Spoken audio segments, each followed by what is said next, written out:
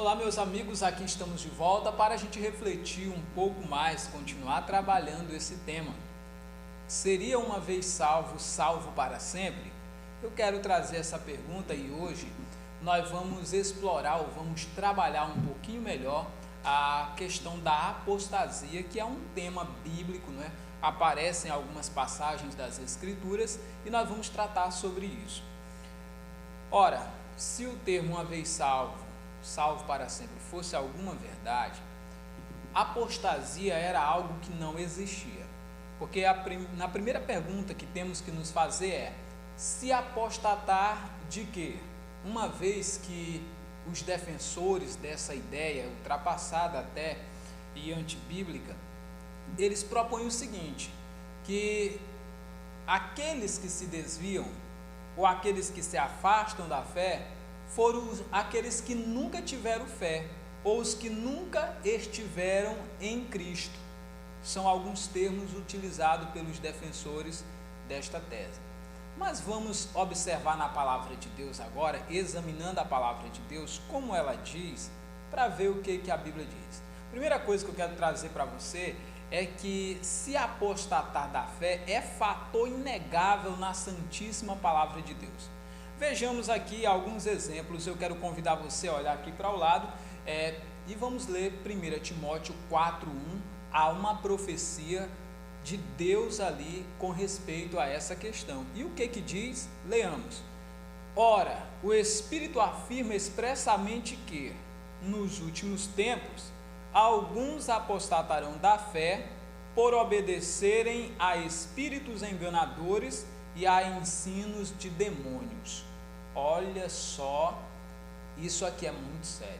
A palavra de Deus nos aponta que um dos sinais dos últimos tempos seria a apostasia. Algumas pessoas iriam abandonar a fé, iriam se apartar da fé. E o texto diz que quem afirmou isso foi o próprio Deus. Quando? Olha a expressão, ora, o Espírito afirma expressamente, claramente, abertamente. O Espírito afirma que nos últimos tempos alguns apostatariam da fé, abandonariam a fé para obedecerem aos espíritos enganadores e aos ensinos de demônios. Essa apostasia é o mesmo termo que nós utilizamos para falar daqueles que se desviaram da fé ou naufragaram na fé. Gente, a coisa ela é muito clara. A Bíblia diz, olha só para o ministério do próprio nosso Senhor Jesus. A Bíblia Sagrada vai dizer que Deus estava em Cristo reconciliando consigo mesmo todas as coisas. Como é que eu vou reconciliar o que nunca esteve conciliado? E como é que Cristo estava reconciliando ou religando consigo se nunca estiveram ligados? Vejam que as frases de efeitos, elas podem ser de grande utilidade, mas neste caso observamos que elas atrapalham bastante. Mas eu quero chamar a sua atenção para outra coisa.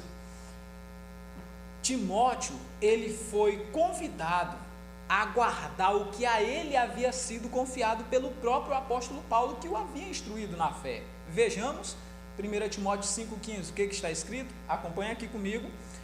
Pois com efeito, já alguns se desviaram seguindo a Satanás. Olha o quanto isso aqui é sério. Algumas se desviaram seguindo a Satanás. Olha só, se desviaram, saíram do caminho para seguir a Satanás.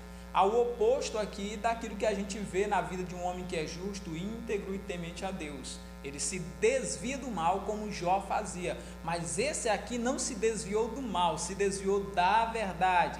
Abandonaram a fé, apostataram da fé e foram seguir a quem? Deixaram de seguir a Cristo e passaram a seguir a Satanás. Isso é algo muito claro e evidente. Nós não podemos arrumar desculpas que não colam. Nós temos que aceitar com mansidão, com humildade a palavra de Deus, ao invés de ficarmos criando conjecturas ou doutrinas que nem fundamento bíblico tem para que se sustenha. Vamos avançar, ainda falando sobre essa questão do dever de Timóteo guardar a fé. 1 Timóteo capítulo 6, versículo 20 e 21, acompanha aqui na nossa telinha, diz: e tu, ó Timóteo, guarda o que te foi confiado, e evitando os falatórios profanos e inúteis, e as contradições do saber, como falsamente lhe chamam ciência, pois alguns, professando, se desviaram da fé. A graça seja convosco. Olha, tu, Timóteo, guarda o que te foi confiado. Veja essa missão. Por que essa preocupação tremenda com a apostasia? Se não há possibilidade, se o eleito está eleito e a sua situação é definitiva. Porque Deus quer que a gente se preocupe. Como é que Ele quer que a gente se preocupe com algo que não precisa se preocupar? Porque Ele é quem vai decidir no final das contas o que vai dar, o que não vai dar. Então você percebe que arrumam ou tentam fazer argumentos, mas que não se sustentam diante da própria tese. A própria tese, para usar argumento, é antítese, ou seja, é contrária, é oposta, e não dá para fixar, ou não dá para conciliar com o texto sagrado. O texto é muito claro: tu, Timóteo, guarda. Olha só, ele disse: Timóteo, é tua responsabilidade guardar o que te foi confiado. Porque algumas pessoas já se desviaram indo após Satanás. E vamos dar um exemplo nisso muito concreto. O que está escrito em Apocalipse capítulo 2, versículo 4? Vamos acompanhar aqui comigo? Lá diz: tenho, porém, contra ti que abandonaste o teu primeiro amor. Lembra-te, pois, de onde caíste, arrepende-te, volta à prática das primeiras obras, e se não, venho a ti e moverei do seu lugar o teu candeeiro, caso não te arrependas. Vamos só recapitular isso aqui com muito carinho, gente. O texto fala que uma igreja foi chamada às falas porque abandonou o seu primeiro amor. Quem é o primeiro amor dessa igreja? Quem foi o objeto desse primeiro amor? Quem que essa igreja abandonou? Como que ela abandonou? Não pode ser acusado de ter abandonado alguma coisa alguém que nunca teve. Você vai concordar comigo isso? Porque isso é evidente. E eu quero chamar a sua atenção para outra coisa. Eu tenho contra ti que abandonaste. Tu abandonou. O Senhor está dizendo que ela abandonou. Não está dizendo que Ele escreveu que ela iria abandonar. Não está dizendo que Ele determinou que ela abandonasse. E muito pelo contrário, quando Ele diz que tem contra ela, que lembrou, que abandonou, diz: agora lembra de onde você caiu. Você, faça esse esforço, é sua tarefa lembrar onde você caiu. Falando para a igreja em Éfeso. Arrepende-te. Se arrependa do teu pecado. Deus está dizendo para ela se arrepender. E volta às práticas das primeiras obras. Viu? Volte. É ela, é aquela igreja que tinha que voltar. Não era Deus que ia fazê-la voltar. Ele está dizendo: é sua decisão. Deus faz o quê? Deus dá a palavra, Deus chama, e a fé vem pelo ouvir a palavra de Deus, mas Ele só chama. A obrigação é como Adão. O Adão foi que escolheu entre o bem e o mal. Os anjos que abandonaram o seu estado original foi quem escolheram entre permanecer salvos lá no céu ou cair, e eles escolheram a pior parte. O homem que Deus criou também tinha a chance de escolher entre a árvore do conhecimento do bem e do mal, e também tinha a chance de escolher entre a árvore da vida, mas ele preferiu a árvore do conhecimento do bem e do mal e provou a morte. E você? Que escolha você está fazendo na sua vida? Para onde essas escolhas vão te levar? Você está escolhendo como essa igreja aqui, que escolheu abandonar o primeiro amor? Pois lembra-te, pois, de onde caíste, arrepende-te e volta às práticas das primeiras obras. Por quê? Ele diz, aqui ele deixou muito claro isso, ó. E se não, venho a ti e moverei do teu lugar o teu candeeiro, caso não te arrependas. Caso você não se arrepender, eu venho contra ti e vou remover.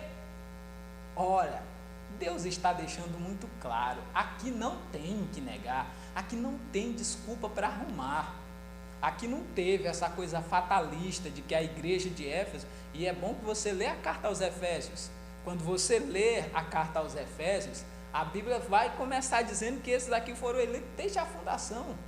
É muito clara a carta aos Efésios, e a gente precisa entender isso. E esse assunto da eleição, nós vamos voltar em um dos nossos tópicos aqui dessa série. Seria uma vez salvo, salvo para sempre? Eu quero que você guarde com muito carinho essa explicação e essa palavra na tua mente e no teu coração. Medita nela de dia e de noite, pois fará prosperar os teus caminhos e tudo te irá bem. Valeu, muito obrigadão, te aguardo no próximo tópico da série Seria uma vez salvo, salvo para sempre?